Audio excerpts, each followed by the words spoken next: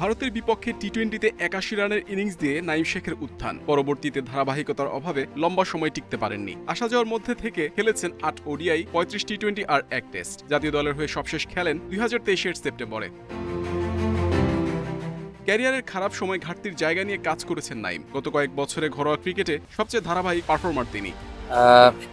আসলে ৩টা টুর্নামেন্ট ভালো খেলছি, এইভাবে আমি খেলবো এভাবে চিন্তা করিনি। আমি একটা একটা করে প্ল্যান করছি, একটা একটা করে ভালো খেলার চেষ্টা করছি। হয়তো প্রসেস অনুযায়ী সবকিছু ভালো গেছে, দ্যাটস ওয়াই ৩টা টুর্নামেন্টই ভালো হয়েছে। এনসিএল এর পর বিপিএল এর টপ স্কোরার, সবশেষ ডিপিএল এর তৃতীয় সেরা। সাদা বলে ২ ফরম্যাটেই দারুণ খেলছেন। শটের বৈচিত্র্য যোগ করে স্ট্রাইক রেটও এখন নজর কাড়া। নির্বাচকরাও জাতীয় দলে ফেরার পথ তৈরি করে দিয়েছেন এ দলের সিরিজের সুযোগ দিয়ে। অনেকদিন পরে এই টিমের খেলা, লাস্ট পাকিস্তানে খেলছিলাম, তো এই টিমের খেলা এই বছর অনেক এই টিমের খেলা আছে। তো আমি আমার জায়গা থেকে বেস্ট প্রিপারেশন নিতেছি, আর ইনশাল্লাহ চেষ্টা থাকবে যতগুলি ম্যাচ আছে অনেক ভালো খেলার, আর ডেফিনেটলি জেতা মূল লক্ষ্য থাকবে।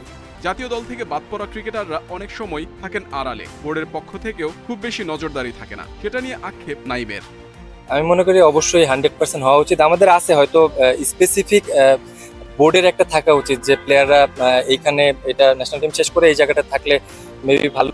ইন্ডিভিজুয়াল আমার মনে হয় প্রত্যেকটা প্লেয়ারই আছে, কিন্তু বোর্ড থেকে যদি এরকম থাকে তাহলে ডেফিনেটলি অনেক আমাদের লোকাল প্লেয়ারদের জন্য অনেক ওদের সবকিছু শেষ করার পরে কিন্তু ওরা কিন্তু যখন ন্যাশনাল টিম থেকে বাদ পড়ে ওদের এরকম ওদের ইয়ার আন্ডারে থাকে। তো আমাদের থাকলে অবশ্যই এটা ভালো।